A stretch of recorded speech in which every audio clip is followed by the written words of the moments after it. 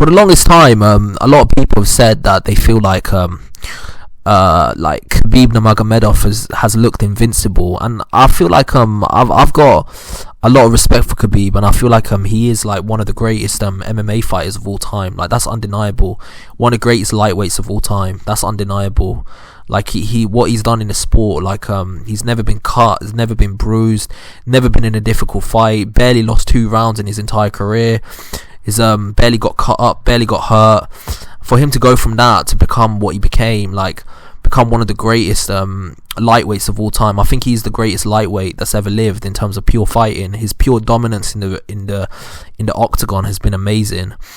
But like, I feel like there are remnants when you look at his fights that he has shown vulnerability, and I feel like, for example, like people might say, you can make a case that he's a bit of a weight bully, because if you think about it, if you look at the way that he's blown up now since he's retired, he can easily make welterweight if he wanted to. He didn't have to kill himself to make lightweight and have that physical advantage over his opponents. And look, I'm not blaming him for doing it, because the fact is loads of fighters do it. You see the brutal weight cuts that Tony Ferguson does. You see the brutal level of like dedication it takes to get to that level to do what he does. I mean, he kills his body to get to that position.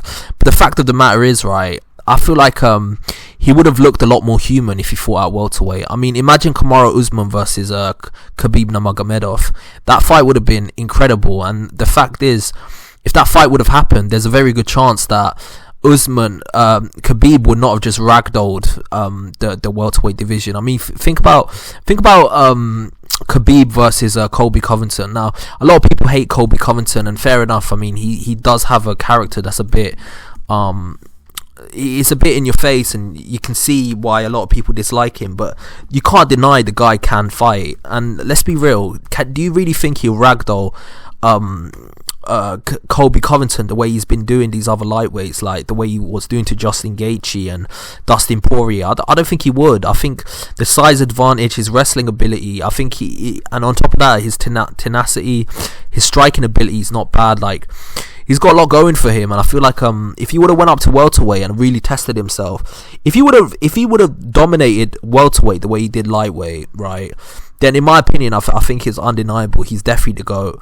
But the fact that he's not made so many title defenses, the fact that he didn't go up to welterweight when he could have went up to welterweight. Let's be real, he could have done it. If he really wanted to, he could have went up to welterweight, and he could have fought the likes of the Kamaru Usmans. He could have fought the Colby Covingtons. And I know he retired because his father passed away and all of that.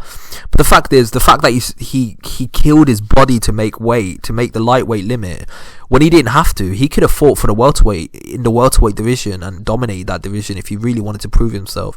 Fight in a weight class where it's his actual weight, instead of fighting in the lightweight division where he's killing himself, but he has a natural size advantage over almost everyone. I mean, you've seen the weight that he puts on, right? So basically, the point of this video is that I actually think if there was like what's it called, basically a lightweight version of Jose Aldo, I think Jose Aldo stylistically had the perfect remedy to beat Khabib if there was a lightweight version of him. And it's ironic that I'm saying that, because the fact is, right, there was a time where they were going to fight each other at one point. I mean, it was inevitable, the fight was going to happen, but it just never did. And the fact is, right, if the fact that the fight was going to happen, it would have been interesting to see what would have happened. Now, obviously, Jose Aldo, the Jose Aldo that was going to fight him is way smaller than Khabib. He is, I mean, he's a featherweight. So that version of him would not have beaten Khabib, right? But what I'm saying is, if there was a bigger version of Jose Aldo, I think stylistically, he had everything there to beat Khabib. I mean, think about it. He's got the takedown defense, so Khabib can't get him down.